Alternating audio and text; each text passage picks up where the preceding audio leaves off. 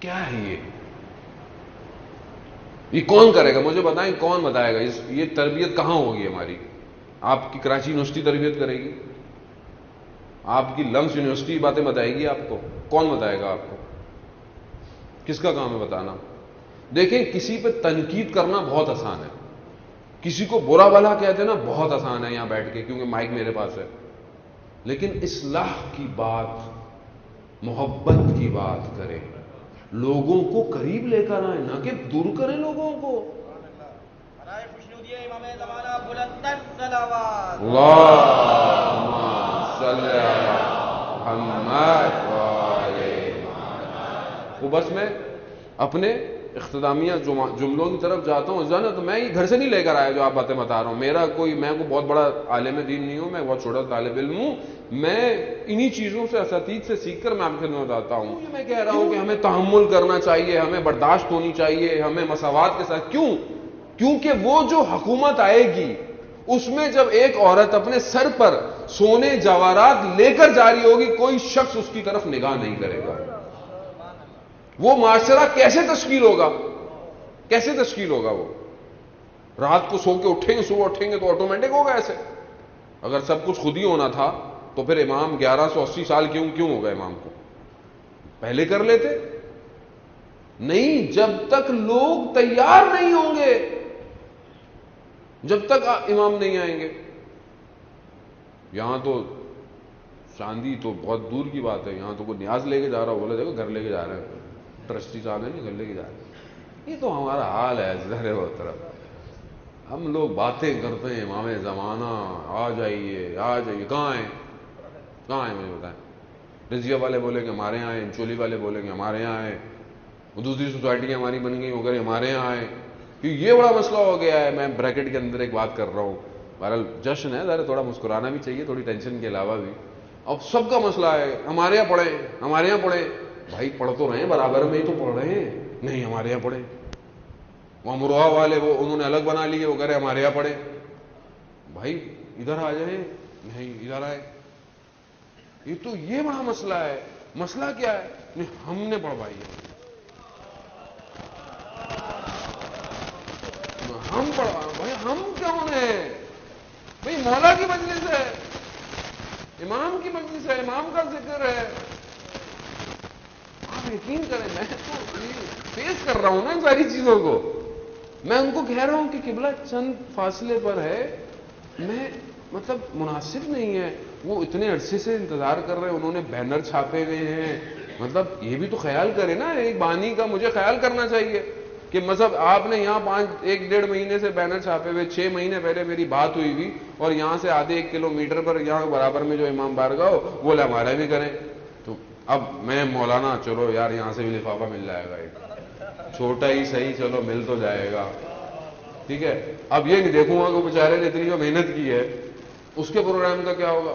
نہیں، وہ بعض اوقات ہمارے دوستوں سے کہا صاحب کچھ مل جائیں گے صحیح، بھائی پیسے کے لیے تھوڑی پڑھ رہے ہیں یار۔ اب کسی مولوی کے منہ سے بات نکلے تو یار بڑا صاحب کی باتیں کرتے ہیں۔ میرا مینیجر ہے بیچارہ تھک گیا لوگوں سے معذرت کر کے، وہ کہنے لگے مجھے آغا صاحب ایسے فون آ رہے ہیں، میں آپ کو کیا بتاؤں۔ مجھے کہتے ہیں دیکھیں ہمیں پتہ ہے کہ آپ نہ کیوں کر رہے ہیں، کیونکہ آپ نہ اس لیے کر رہے ہیں کہ تاکہ آپ خود بتانا نہیں چاہ رہے کہ کتنی فیس لیتے ہیں مولانا، تو آپ بھائی واضح بتا دیں، ہم آپ کو دے دیں گے، فیس دے دیں گے۔ وہ کہہ رہا ہے ٹائم نہیں ہے مولانا کے پاس، فیس کی بات نہیں ہے، لیکن نہیں ہے ہمارا یہ بہت مسئلہ ہے۔ میرے گھر کی مجلس پڑھے مولانا صاحب سالانہ، بھائی آپ کے محلے میں مجلس ہو رہی ہے، میں رات کو 1 گھنٹے بعد جا کے پھر آپ کے گھر میں مجلس پڑھوں؟ نہیں مولانا صاحب ہمارے گھر کی مجلس سالانہ مجلس ہے۔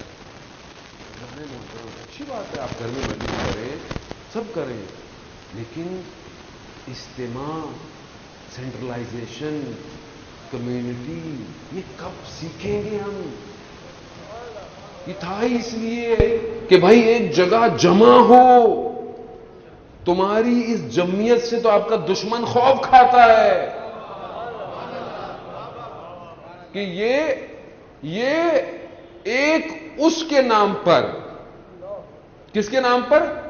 کہ جو آج سے 61 ہجری میں کربلا آیا تھا، اس کے نام پر یہ کروڑوں لوگ کربلا آ رہے ہیں، اس کے نام پر۔ جس دن ان کا حاضر آ گیا اس دن کیا ہوگا؟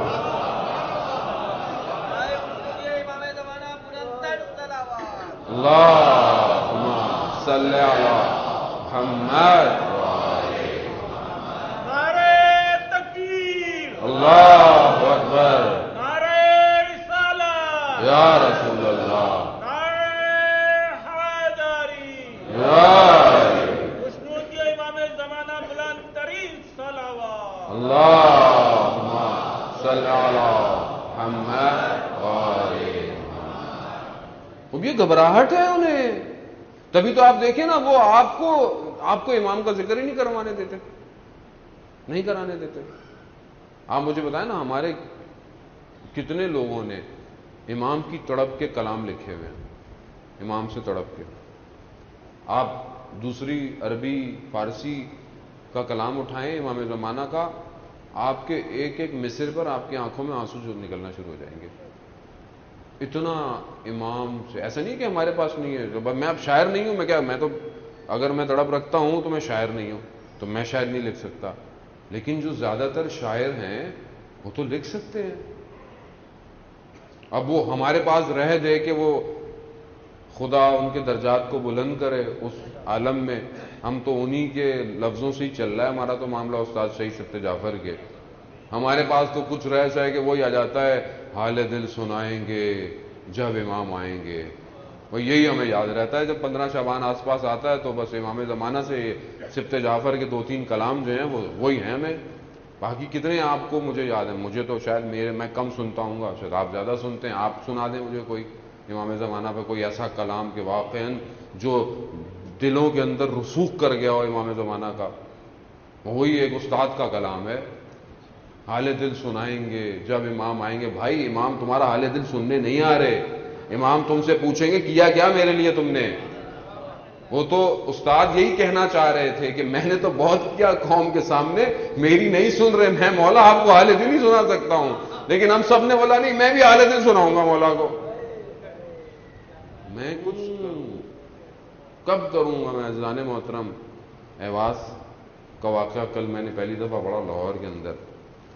استاد آیت اللہ شمس الدین آیت اللہ عظمہ بہزت کے شاگرد ہیں، انہوں نے بیان کیا اہواز جو صوبہ ہے، شہر بھی ہے ایران کا، ابھی آپ کو پتا ہے سیلاب بھی ایران میں اچھا خاصا آیا ہوا ہے، جس سے اچھی خاصا جو ہے وہ ان کو نقصان ہوا ہے۔ انہوں نے تو نہیں مانگا، میں نے نہیں دیکھا کہیں سنا کہ انہوں نے کہا کہ ہماری مدد کریں، لیکن انسانیت کے ناطے سے بہرحال ہمیں جو ہے وہ ان کی جو ہم مدد کر سکتے ہیں، کیونکہ انہوں نے بھی ہماری جو ہے سیلاب میں بہت زیادہ مدد کی تھی۔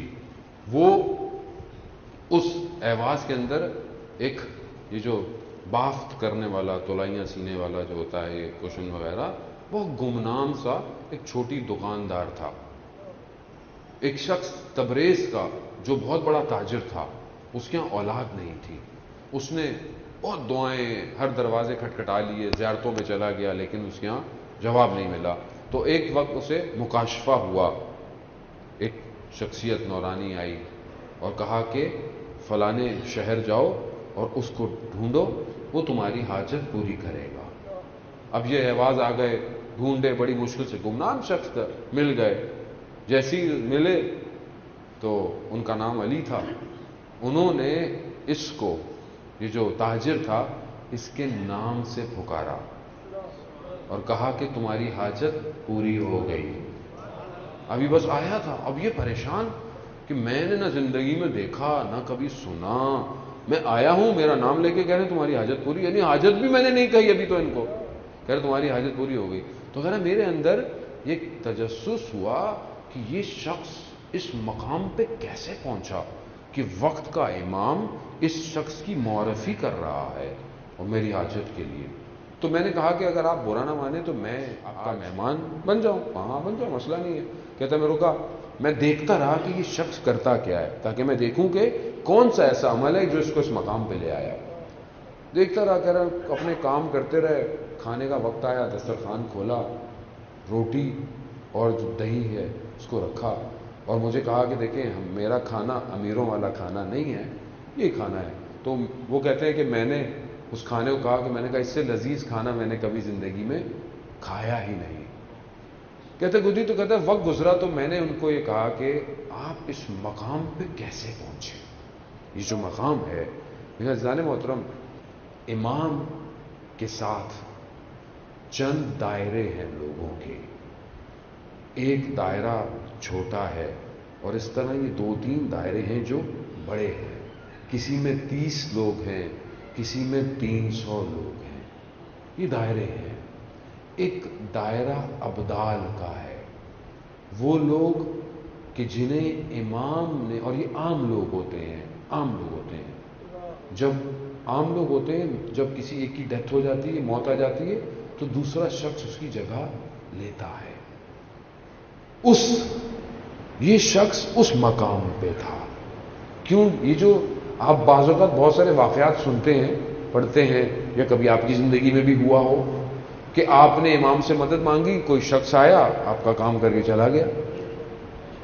امام ضروری نہیں ہے کہ ہر وقت امام آتے ہیں، امام بھیجتے ہیں. یہ واسطہ فیض ہوتے ہیں.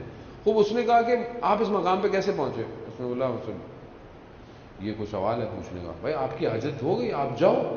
کہنا نہیں، دیکھیں میں آپ کا مہمان ہوں، اور مہمان کا کچھ تو حق ہوتا ہے، اس حق کے ناطے آپ. تو کہا میرے شہر میں تم کسی کو مت بتانا، بلکہ جب تک میں زندہ ہوں اس بات کو محرمانے رکھنا، بتانا نہیں. کہتا ٹھیک ہے. کہتا ہے کہ میری چھوٹی سی دکان تھی، تو ظاہر پرانا زمانہ ہے، انقلاب سے پہلے کا. تو کہتا ہے سامنے ایک بہت بڑا سپاہی رہتا تھا، لشکر کا کوئی سردار تھا. اس کا ایک گیٹ کیپر جو ایک عام سپاہی ہوتا ہے وہ تھا.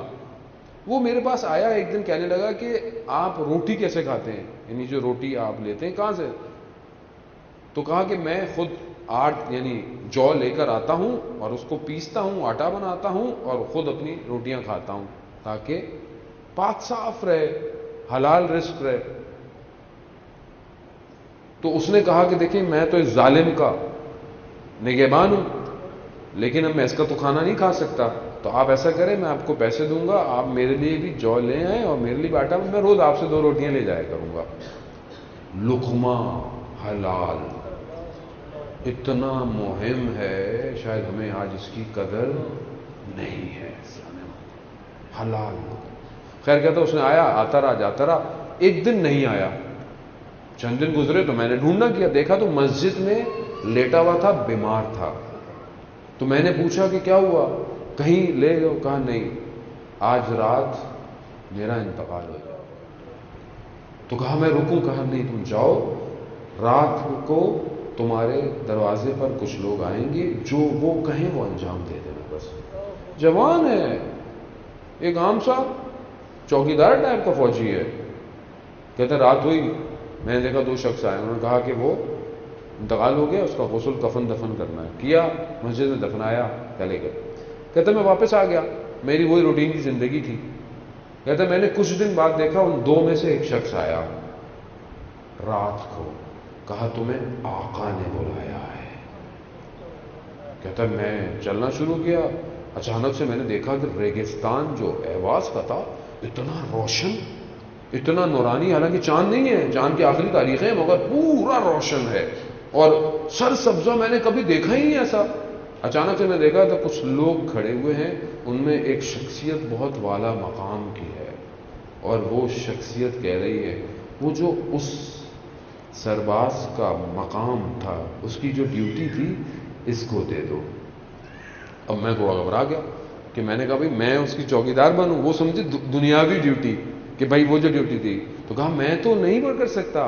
تو کہا، انہوں نے دوبارہ کہا وہ جو اس کی ڈیوٹی تھی وہ اس کو دے دو. امام نے کہا، کہتا ہے وہ دن ہے امام نے مجھے یہ مقام دیا کہ آج میں نے تمہاری حاجت کو بھی اسی ڈیوٹی سے پورا کیا ہے. عزیزان محترم، یہ کس سے کہانیاں نہیں ہیں، یہ حقیقت ہے. علی ابن مہزیار کا واقعہ، اور آپ سے التماس دعا کہ واقعہ بہت دیر ہو گئی ہے. علی ابن مہزیار کا واقعہ آپ نے سنا ہوا ہے، انشاءاللہ پھر ایام میں فرصت رہے گی علی ابن مہزیار کئی سال حج کرتا رہا، امام سے ملاقات نہیں ہوئی اس کی. تھوڑا ایک سال بولا میں جاؤں گا ہی نہیں حج پہ، بہرحال پھر بھی کسی نے بولا کہ چلو، چلا گیا. خانہ کعبہ کے پاس تھا، شخص آیا، کہا امام نے بلایا ہے. امام کے پاس گیا، امام کی جیسی خیمے میں داخل ہوا، امام نے کہا ہم کتنے مشتاق تھے تمہارے دیدار کے. اللہ اکبر. یہ سب ہمارے لیے عزیزان محترم. امام مشتاق ہے، امام دیکھنا چاہتا ہے ہمیں. یہ دعائے نطبہ میں جو ہم کہتے ہیں نا، متا ترانا، کب آپ ہمیں دیکھیں گے، وہ نراقہ، اور ہم کب آپ کو دیکھیں گے. تو علی ابن مہزیار نے کہا مولا میں تو کئی سال سے حج پہ آ رہا ہوں، آپ نے مجھے بلایا ہی نہیں. کہا تمہارا عمل عزادارو کس بات میں تم کم ہو.